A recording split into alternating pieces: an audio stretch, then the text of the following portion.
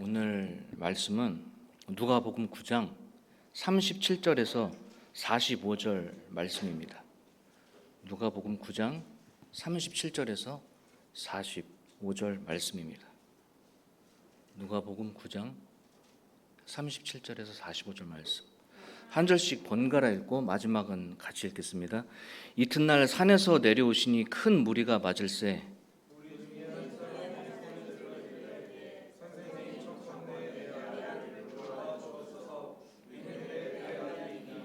귀신이 그를 잡아 갑자기 부르짖게 하고 경련을 일으켜 거품을 흘리게 하며 몹시 상하게 하고야 겨우 떠나가나이다.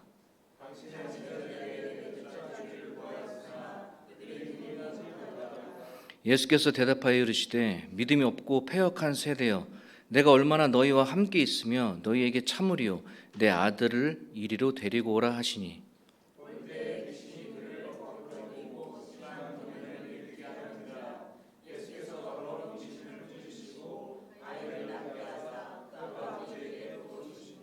사람들이 다 하나님의 위엄에 놀라니라. 그들이 다 그 행하시는 모든 일을 놀랍게 여길세 예수께서 제자들에게 이르시되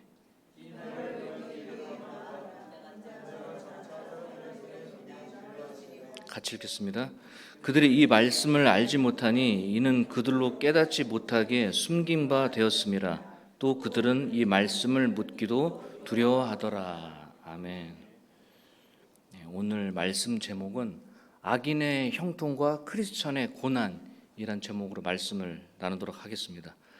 오늘 이 시간 예배드리는 모든 예수 그린교회 성도님들에게 말씀을 알아가는 시간이 되었으면 좋겠습니다. 오늘 드린 예배가 우리 삶에 큰 은혜가 되고 오늘 듣는 이 말씀을 통해서 믿음으로 주님을 바라보는 시간이 되기를 간절히 바라겠습니다. 아침 시간에 제가 잠깐 나눈 이야기인데요. 지금은 고인이 되신 어머니는 항상 저에게 하시던 말씀이 있었어요. 야 재중아, 저 큰 집 사람들은 믿지도 않는데 어떻게 저렇게 잘 되냐? 이렇게 자주 물어봤습니다. 그때마다 저는 이렇게 설명해 드렸어요. 크리스찬들은 십자가를 바라보며 살지만 저 사람들은 그걸 모르잖아. 하나님은 그냥 놔두는 거야 하고 대충 이렇게 말씀을 드렸습니다. 저희 어머님은 권사님이셨어요. 믿음도 충만해서 심장병에 걸려서 돌아가시기 전날까지도 교회에서 식당 봉사를 하셨습니다. 저희 어머니는 12살 때 심장병에 걸렸어요. 그래서 무려 50년을 심장병으로 고생하시다가 그러니까 5년 전에 돌아가셨습니다. 20살 때부터 심장 판막 수술을 하셨어요. 그래서 총 7번이 넘는 전신마취 그리고 10시간이 넘는 심장 수술을 받았습니다. 그 심장에 판막 기계를 삽입해서 평생 사셨어요. 그러니까 옆에 있으면 시계침 가는 소리가 들려요. 째깍째깍째깍 하고 심장 내에서. 그 소리보다 더 큽니다. 그 소리를 어머니는 아침에 일어나서 잠들기 전까지 본인이 스스로 그 소리를 들으면서 일상생활을 하셨습니다. 잘 때는 또 부정맥 약을 먹어야 돼요. 그래서 콩팥에 무리가 갑니다. 그러면 새벽에도 수십 번 화장실을 들락날락 거리십니다. 그러면 탈수 증상이 오세요. 그러면 낮이고 새벽이고 저희 가족은 비상이 걸립니다. 저희 어머니는 10살 이후로 뛰어본 적이 없어요. 항상 걸어 다녀야 됐습니다. 숨이 차면 안 돼서 항상 걸어 다녀야 했습니다. 저희 어머니는 남이 쉽게 할 수 있는 잠자는 거, 뛰는 거, 숨 쉬는 거 이런 거를 제대로 한 적이 없으십니다. 그래도 어머니는 항상 말하셨어요. 사는 것이 하나님의 은혜다라고 말씀을 하셨습니다. 그런데 그렇게 믿음 충만한 어머니도 이런 믿지 않는 큰 집이 잘 되는 걸 보니까 이상한 거예요. 왜 그럴까? 이상했습니다. 그도 그럴 것이 기도로 낳은 아들 하나 있는 게 참고로 저희 집은 아들 하나가 저입니다. 맨날 직장만 옮겨 다니고 돈도 못 벌고 당신이 원하는 대로 잘 살지 못하는데 이 큰 집의 시댁의 형님은 경찰이야. 경찰관이 2명. 그다음에 교사, 선생님, 유명한 선생님이 1명. 이 떡두꺼비 같은 아들 잘 놓고 잘 살고 있으니까 어머니는 이게 뭔가 잘못돼도 한참 잘못됐다 이렇게 생각을 하신 것 같습니다. 사랑하는 우리 예수 그린교회 성도 여러분, 하지만 하나님은 반전을 좋아하시는 거 알죠? 반전의 대가이십니다. 대반전이 일어날 줄은 생각도 못했습니다. 앞날이 보이지 않았던 그 말썽만 피우던 그 아들, 기도로 낳았지만 여전히 정신 못 차리고 살던 그 아들이 이제 반전의 인생을 살기 시작합니다. 그 아들은 당신이 그토록 원하고 바라던 신학교에 입학해서 이렇게 신학을 공부하고 이렇게 은혜로운 성도님들 앞에서 이게 하나님의 큰 복을 받은 교회에서 설교를 하고 있으니 이게 할렐루야 아니겠습니까?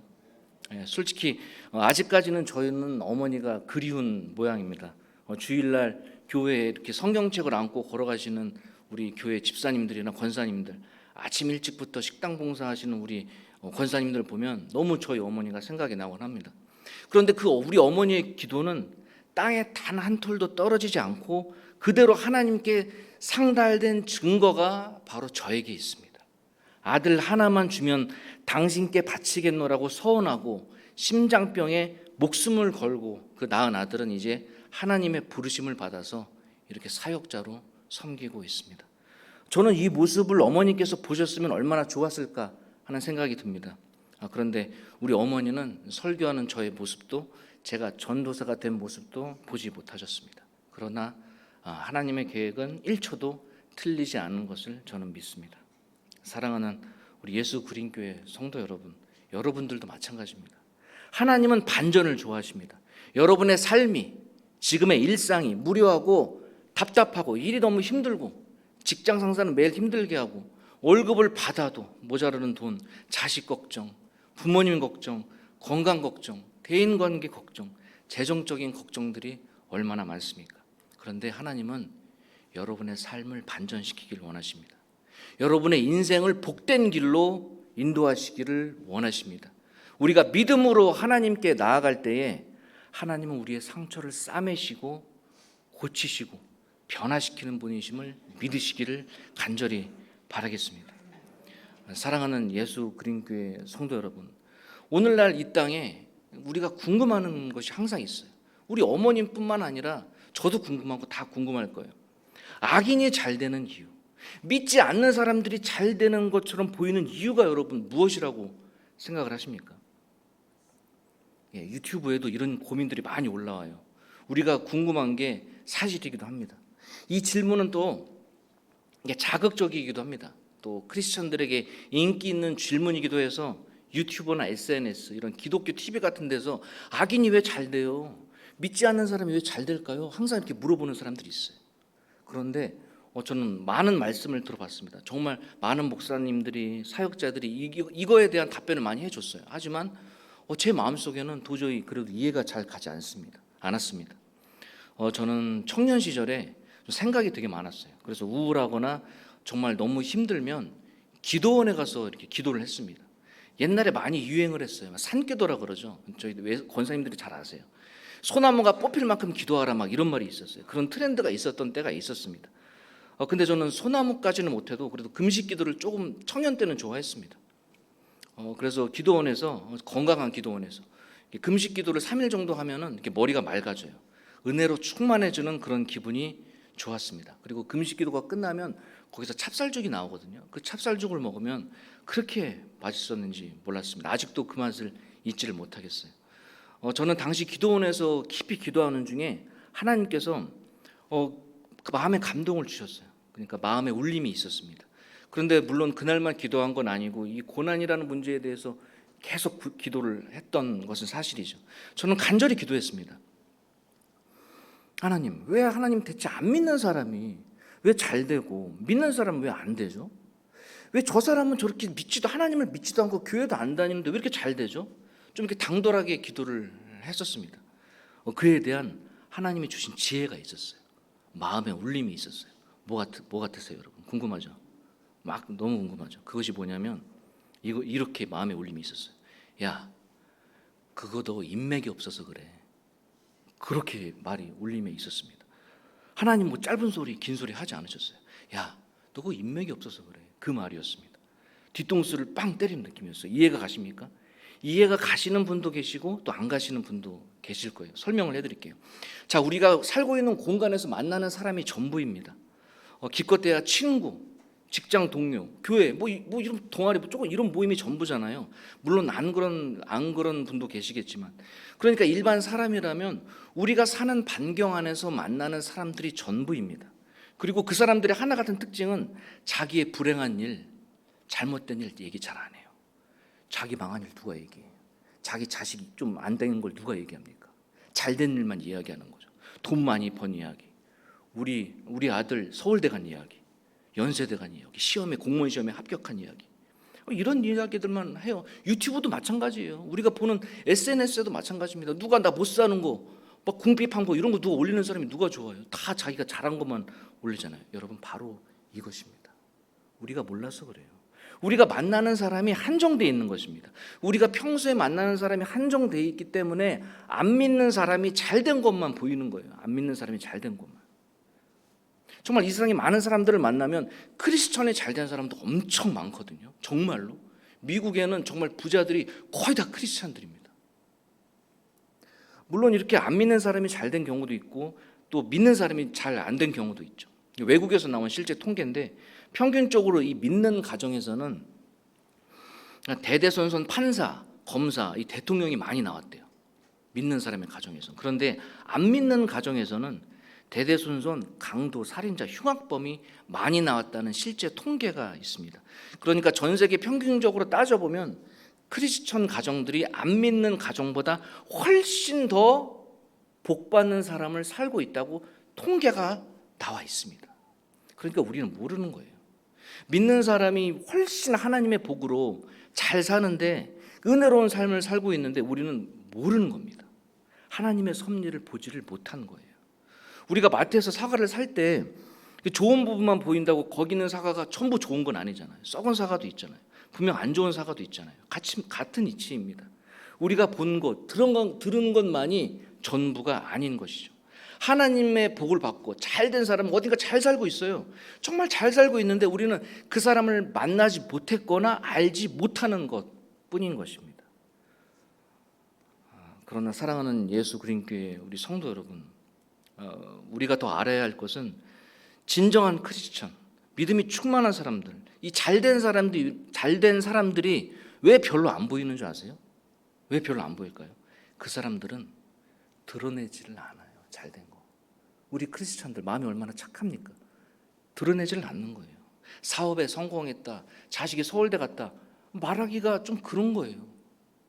그렇습니다. 뭐 의사가 됐다, 드러내지 않습니다. 우리 믿는 사람들은 자랑하지 않아요. 왜냐고요? 오직 하나님께만 영광을 돌리니까요. 굳이 사람들에게 자랑할 필요가 없는 거예요.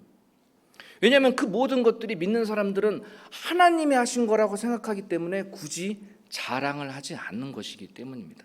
진짜 크리스천들은 본인의 자랑을, 잘된 것을 잘 말하지 않습니다. 그러니까 우리가 모르는 거예요. 크리스천들이 얼마나 잘 되는지, 얼마나 축복받는 삶을 살고 있는지 우리가 모르는 겁니다. 그러니까 잘 모르니까 간음이 잘 안 오는 거죠. 앞에서 말한 우리 어머니가 부러운 큰 집도 알고 보면 많은 문제들이 있을 거예요. 많은 문제들이. 그러나 그것이 드러나지 않을 뿐인 것이죠. 어찌 사람이 좋은 일만 있고 고난과 고통은 없을 수 있겠습니까? 그러나 사랑하는 우리 예수 그린교회 성도 여러분, 그런데 어찌 우리가 친구가 수억을 벌고 안 믿는 사람이 잘 되는데 어떻게 사람인데 어떻게 안 부러워할 수가 있겠습니까? 어찌 통탄하지 않을 수가 있겠습니까? 하지만 그런 생각을 가지고 있다고 너무 자책하지 마시기 바랍니다. 여러분 성경에 수많은 사람들이 그런 생각을 하고 있어요. 심지어 예레미야는 하나님께 대놓고 물어봅니다. 사진 1번 보여주세요. 예레미야 12장 1절 말씀에 한번 찾아보셔도 좋을 것 같고, 네. 예레미야 12장 1절 말씀 이렇게 예레미야가 얘기를 해요. 선지자잖아요. 여호와여, 내가 주와 변론할 때는 주께서 의로우시니이다. 그러나 내가 주께 질문하옵나니 악한 자의 길이 형통하며 반역한 자가 다 평안함은 무슨 까닭이니까? 예레미야가 이렇게 물어봐요. 예레미야도 말하는 거예요. 하나님, 왜 이렇게 저 사람이 잘 되는 거예요? 예레미야도 이렇게 한탄하고 있습니다. 이 말이 무엇이냐면 이렇게 말하는 거예요. 하나님, 제 말 좀 들어보세요. 믿지 않는 사람들이 다 잘 되고 만사가 잘 되는데 그 이유가 도대체 무엇입니까, 하나님? 이렇게 물어보는 거예요. 예레미야도. 욥도 마찬가지입니다. 사진 2번 보여주세요. 욥기 12장 6절 말씀을 보면 불강도의 장막은 형통하고 하나님을 진노하게 하는 자는 평안하니 하나님이 그의 손에 후히 주심이니라. 하나님을 진노하게 하는 자, 여기 평안해요 하나님? 어떻게 된 거예요 하나님? 난 도대체 뭐예요? 이렇게 물어보는 거예요. 욥도. 욥은 그렇게 말했습니다. 여러분 성경 인물들도 이렇게 고민을 했어요. 그러니까 내가 나는 왜 이렇게 이런 고민이 갖고 있을까? 내가 믿음이 없나? 뭐 이런 고민은 안 하셔도 될 것 같습니다. 그리고 사랑하는 예수 그린교회 성도 여러분, 무엇보다 정말 여러분 무엇보다 중요한 것은 그런 고난이나 고민이 있을 때마다 왜 나에게 이런 고통을 주십니까? 왜 나만 이런 고통이 생기나요? 하는 것이 아니라 하나님 이 고난을 통해서 제게 하실 말씀이 있으십니까? 라고 물어보시는 여러분 되시길 바랍니다. 문제 안에 계시는 하나님을 발견하시기를 바랍니다. 나의 어려움과 고난을 말씀 위에 올려놓으세요. 하나님 앞에 올려놓으시기 바랍니다. 교회로 달려오시기 바랍니다. 기도로 해결하시기 바랍니다. 말씀의 자리, 기도의 자리로 나가시기를 간절히 바라겠습니다. 그러면 여러분, 하나님은 우리 형편에 맞게 우리의 상황을 살피시고 불쌍히 여기시고 긍휼히 여겨주십니다. 하나님께서 긍휼히 여기시면 여러분 그 고난의 자리는 천국의 자리가 될 것입니다. 은혜의 자리가 될 것입니다. 목회자만 신학생만 신학을 배우는 것이 아닙니다. 그렇게 고난을 통해서 인생의 하나님을 나의 하나님을 만나게 될 때에 고난 신학을 배우게 되는 것입니다. 사랑하는 예수 그린교회 성도 여러분, 지금부터는 크리스천의 고난에 대해서 말씀을 깊이 나누려고 하는데 오늘 본문은 예수님의 이적이 등장합니다. 그런데 저는 이 예수님의 이적의 무게를 두는 것이 아니라 이 이적을 경험한 이들의 상황과 이적을 경험한 후에 어떻게 해야 하는지를 나누고 하나님이 고난을 우리 인간에게 어떻게 사용하는지를 나누며 말씀의 은혜를 한번 받아보려고 합니다. 오늘 본문의 8절에 무리 중에 한 사람이 소리질러 이르되 선생님 청컨대 내 아들을 돌보아 주옵소서 이는 내 외아들이니이다 이렇게 말하고 있습니다. 얼마나 고난이 심했겠습니까? 사람들이 흉보고 우리들은 아이가 손가락만 조금 다쳐도 막 마음이 아프잖아요. 어디 놀다가 넘어져도 왜 그랬냐고 하면서 막 마음이 아프잖아요. 그렇게 보면 이 사람 얼마나 힘들었겠어요. 부모로서.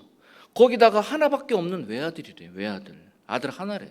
얼마나 마음이 힘들었겠습니까? 신학자들은 이 아들의 병을 간질병이라고 이야기를 합니다. 아이가 간질이야. 얼마나 마음이 아프겠습니까?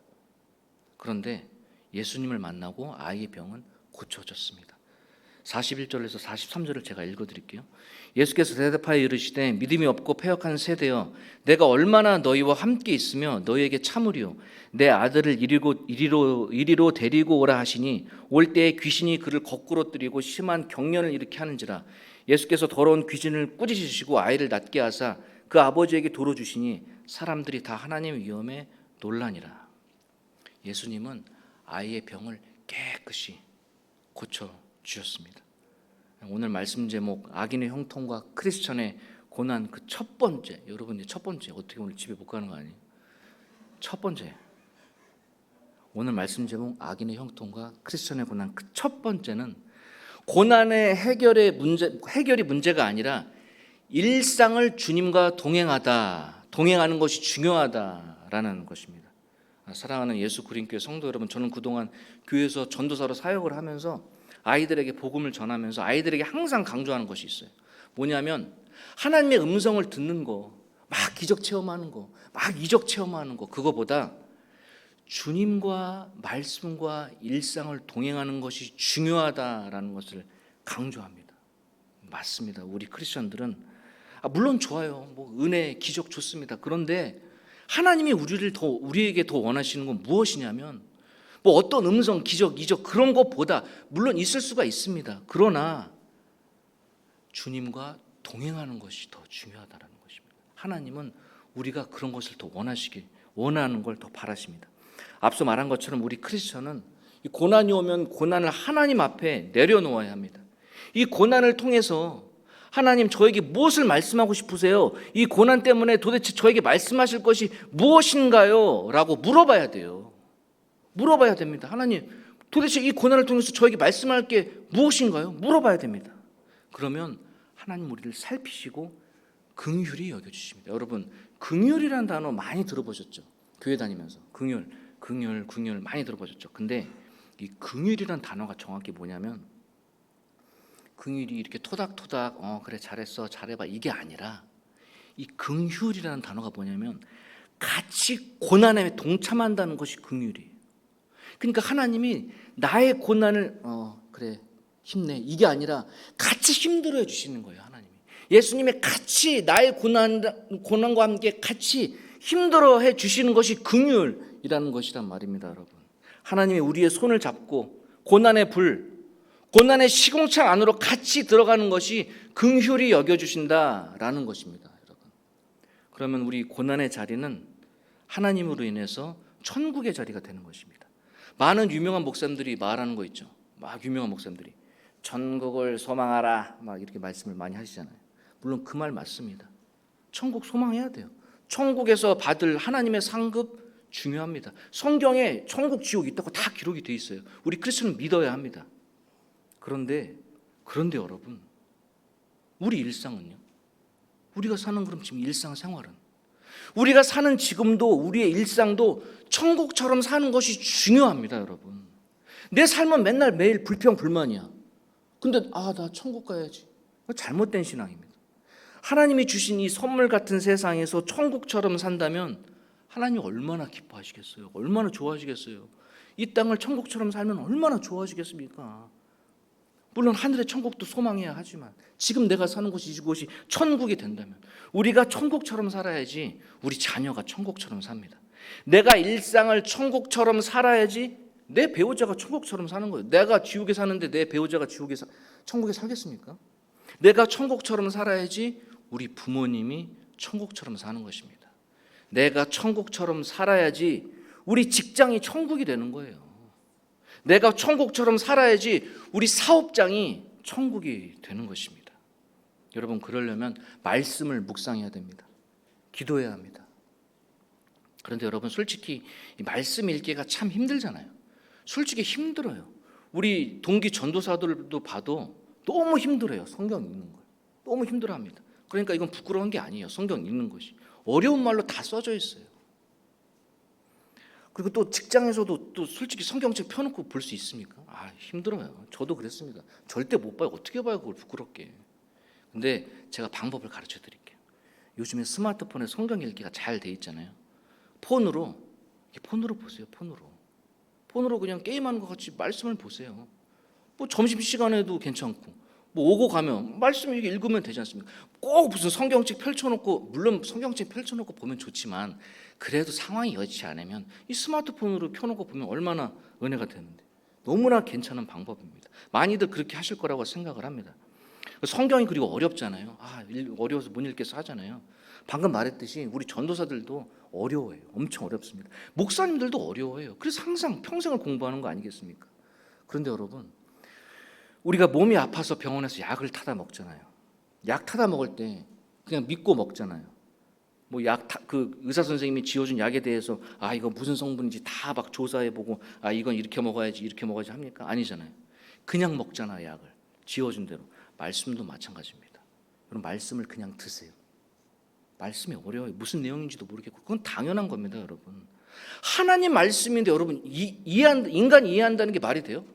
하나님의 말씀인데 인간이 쉽게 이해한다면 그게 잘못된 겁니다. 여러분, 하나님 말씀은 어려워요. 그런데 그냥 말씀을 읽으면 됩니다. 그럼 그 말씀이 여러분 영육에 들어갈 것입니다. 영육에 들어가서 몸과 마음을 치유해 주실 것을 믿으시기를 바랍니다. 시간이 될 때마다 말씀을 읽으시는 우리 사랑하는 예수 그린 교회 여러분 되었으면 좋겠습니다. 자, 악인의 형통과 크리스천, 두 번째로 말씀드릴 것은 믿지 않는 자들도 고난이 본인에게 도움을 준다라는 것을 안다입니다. 좀 어려우신가요? 다시 한번 말씀드립니다. 믿지 않는 자들도 고난이 본인에게 도움을 준다라는 것을 안다입니다. 많은 믿지 않는 학자들이나 일반인들, 요즘에 MZ세대라고 그러죠. 청년들, 이렇게 어려운 상황과 고난은 자기에게 유익이 된다는 것을 오히려 크리스천보다 더 잘 알아. 걔네들이 더 잘 알아요. 또한 우리가 흔히 보는 유튜브 같은데 그런데 보면은 자수성가한 엄청난 재력가들 보면 그냥 된 사람이 있어요? 다 고난이 있었어요. 다 자기의 고난을 이야기합니다. 뭐 훌륭한 뭐 래퍼들, 배우들, 뭐 서울대 합격생, 의사, 검사, 판사, 부자들 이야기 들어보면은 다 무엇이 자기를 이렇게 만들었다 그래요? 그렇죠.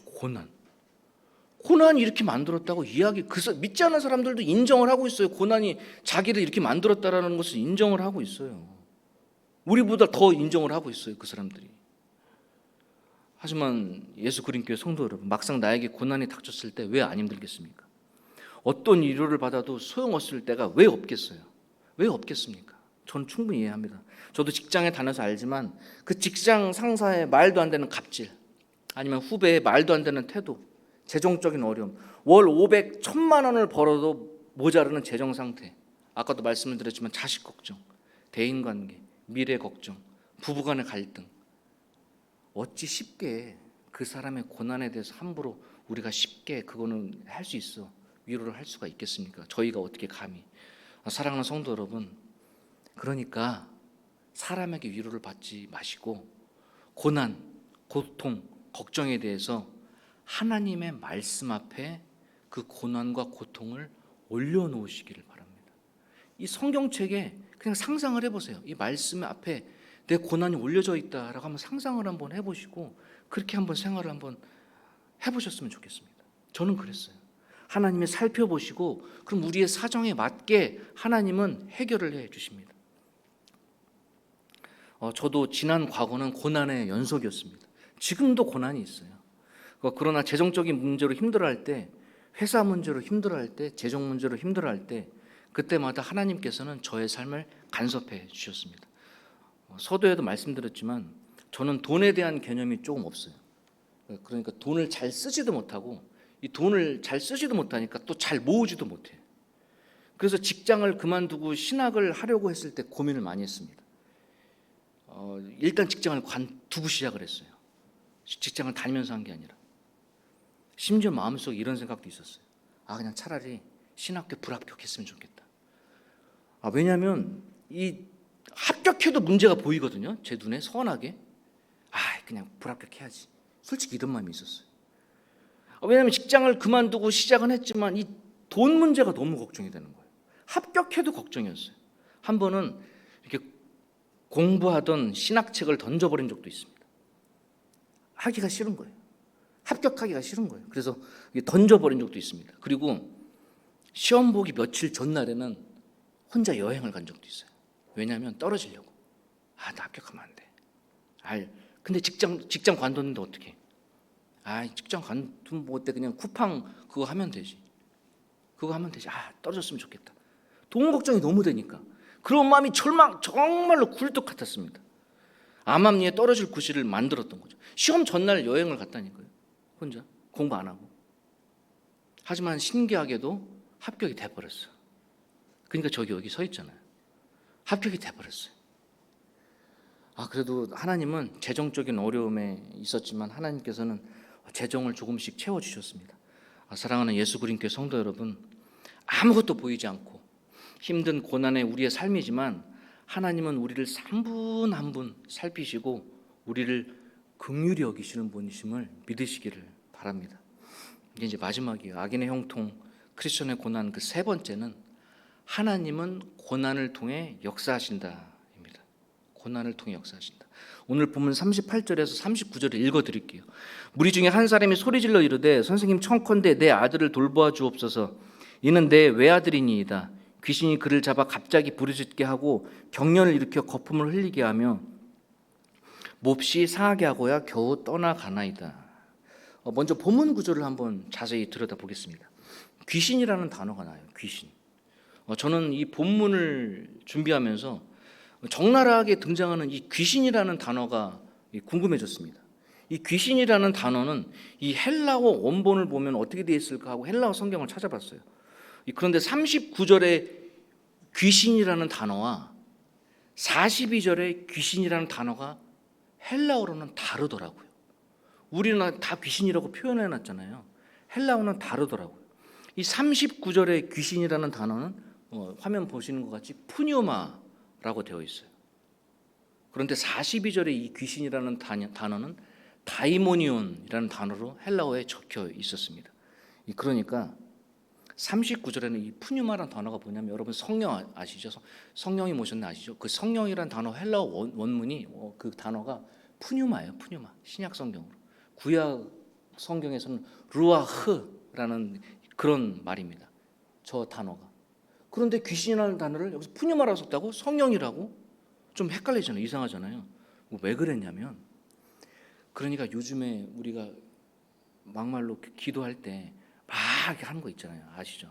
막 이러는 거. 그러니까 약간 그 당시 사람들이 걔를 봤을 때 이거 성령 들렸다. 성령 들렸다. 이렇게 된 거예요. 성령 들렸다. 성령. 그래서 39절은 푸뉴마라는 단어를 썼습니다. 그런데 가만히 보니까 성령이 아니었던 거예요. 그러니까 귀신 들렸구나. 악령 들렸구나. 그래서 다이모니온이라는 단어를 42절에 다시 썼습니다. 그러니까 이 성령이 임했다기엔 이 아이가 너무 흉폭하니까 이건 성령이 아니고 악령이다라고 다시 기록을 하게 된 거죠. 근데 당시에 뭐 기록을 할 때 이렇게 지우개가 있는 것도 아니고 하니까 그냥 있는 대로 그런 기록을 한 것이죠. 이렇게 신학자들은 말하고 있습니다. 여튼 이 아이는 귀신에 들려서 고난을 당하고 있었습니다. 여러분 만약에 이렇게 생각하면 어떨까요? 만약에 이 아이가 고난이 없었다면, 병이 없었다면 예수님을 만날 수 있었을까요? 만약에 이 아이가 병에 안 걸렸으면 이 가족들은 예수님을 만날 수 있었을까요? 한번 생각해 보시기 바랍니다. 과연 이 병이 없었다면 예수님을 만날 수 있었을까요? 생각해 보시기 바랍니다. 저는 이 신학교 오기 전에 제약회사에서 근무를 했었습니다. 제가 제약회사에서 근무했을 때 저희 회사가 알보칠, 항생제, 소화제 이런 것들을 만드는 전문적으로 만드는 회사였어요. 이 알보칠 아시죠? 입술을 트면 바르는 거. 입안에 염증 있을 때 바르면 낫잖아요. 그런데 여러분 깨끗하게 낫잖아요. 근데 참 특이한 게 여러분 이 알보칠의 약 만드는 제조 기록서를 한번 살펴보잖아요. 그러면 특이하게 사진 보여주세요. HCl과 NaOH가 들어갑니다. 사진 마지막 5번, 6번 보여주시면 될 것 같아요. 네, NaOH, HCl. 저기 뭐냐면 여러분 염산 아시죠? 염산이 HCl이에요. 그게 우리 몸 다 녹여버리는 그 염산이 거기에 들어가요. 그리고 NaOH입니다. 수산화나트륨. 저 수산화나트륨은 뭐냐면 저 속에 사람이 들어가면 사람이 없어지는 그런 약품, 무시무시한 약품입니다. 그런데 이 약품이 사람을 살리는 데 들어간다니까요. 5번 사진 보여주세요. 그러니까 이런 약품이 같이 화학작용을 일으켜서 사람을 살리는 화합물로 변하는 것입니다. 사람을 죽이는 약물이, 고통을 주는 약물이, 고난이 주는 약물이 화학반응을 일으켜서 사람을 살리는 약물로 변하는 것입니다. 우리 장로님은 잘 아실 거예요. 그 제약회사 다니시면 잘 아실 거예요. 고난도 여러분 이와 같습니다. 마치 고난은 나를 녹여버릴 것 같은 이 무시무시한 강산이지만 이 고난은 나의 뼈까지 녹여버릴 것 같지만 그 고난이라는 도구는 그 하나님은 우리를 성숙하게 해주고 나를 정결하고 깨끗하게 고쳐주는 것이 바로 고난이라는 것을 여러분 그렇게 믿으시는 여러분 되었으면 좋겠습니다. 여러분 신학자 팀 켈러는 이렇게 말했어요. 하나님은 고난을 통해서 그 백성을 하나님의 나라로 이끈다라고 말을 했습니다. 여러분 이제 고난이 나한테 고통이 올 때마다 이렇게 생각하세요. 하나님이 나를 부르시는구나 이렇게 생각하세요. 고난이 올 때 하나님 나를 부르시는구나. 문제가 생길 때마다 무슨 일이세요 하나님 이렇게 생각하세요. 여러분 왜 나한테만 왜 이런 일이 생겨 이런 게 아니라 고난이 왔다 기도할 때구나. 자 무릎 꿇고 기도하자. 말씀 보자. 교회 나가야지. 이렇게 생각하는 여러분 되었으면 좋겠습니다. 항상 고난이 올 때 믿음으로 나아가고 고난에 굴복하지 않고 담대하게 세상의 빛으로 소금으로 살아가는 우리 예수 그린교회 성도 여러분 되시기를 간절히 바라겠습니다. 기도하시겠습니다. 하나님, 비록 사명의 길이 험하고 고난이 많을지라도 주님과 함께 걷는 걸음을 저희가 멈추지 않게 하여 주시옵소서. 완전한 사랑으로 주님이 이루신 구원의 십자가를 우리 삶에 선명하게 새기고 우리 안에 사시는 예수님을 자랑스럽게 여기며 사는 저희 예수 그린교회 성도들이 되게 하여 주시옵소서. 예수님 이름으로 기도합니다. 아멘.